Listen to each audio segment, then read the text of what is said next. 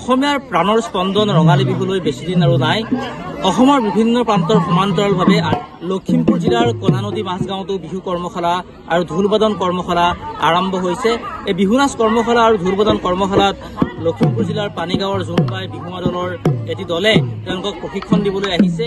আপোনালোকক আমি ইয়াৰ সম্পূৰ্ণ দৃশ্য দেখুৱাবলৈ বিচাৰিম। কণা নদী মাজগাঁও মহিলা মঞ্চৰ উদ্যোগত আৰু জোনবাই বিহুমা দলৰ সহযোগত 12 দিনীয়া এই বিহু নাচ কৰ্মশালা আৰু ঢোলবাদন কৰ্মশালা আৰম্ভ কৰা হৈছে।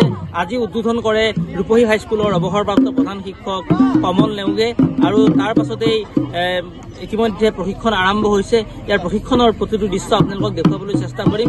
বিশেষকৈ ইয়াত কণ কণ শিশুসকলে যি আগ্ৰহেৰে শিকিবলৈ আহিছে, যি আগ্ৰহেৰে অভিভাৱকসকলে লৈ আহিছে, সেয়া দৃশ্য দেখিলে আপোনালোকে নিশ্চয় আপ্লুত হ'ব আৰু আপোনালোকক ইয়াৰ প্ৰতিটো দৃশ্য দেখুৱাবলৈ মই দীপ্ৰতিম বৰাই চেষ্টা কৰিম।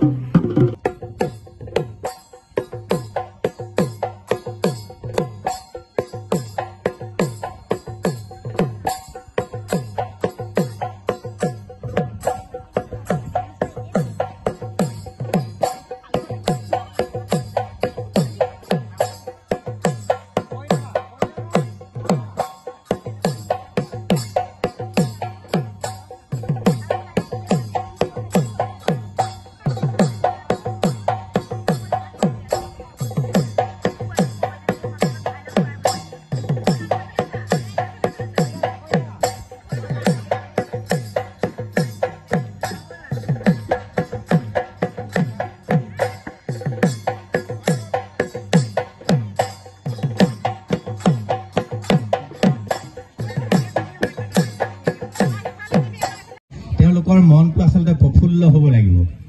যিমানে তেওঁলোকৰ মনটো প্ৰফুল্লিত হ'ব তেতিয়া আমাৰ প্ৰশিক্ষণ ভাল হ'ব। গতিকে আমি কণা নদী মাজগাঁৱৰ চালুকীয়া অনুষ্ঠান এই বছৰ দ্বিতীয় হ'ব পাৰে। কৰ্মশালা প্ৰথম কৰ্মশালা অনুষ্ঠিত কৰিছে।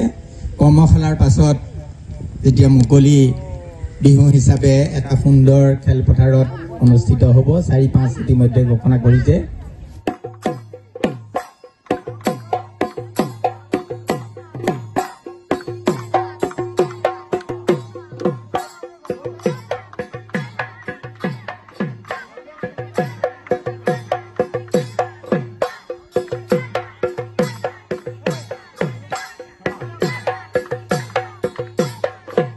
আমি যোৱাবাৰ ইয়াত বহাগী আদৰণি পাতিলো।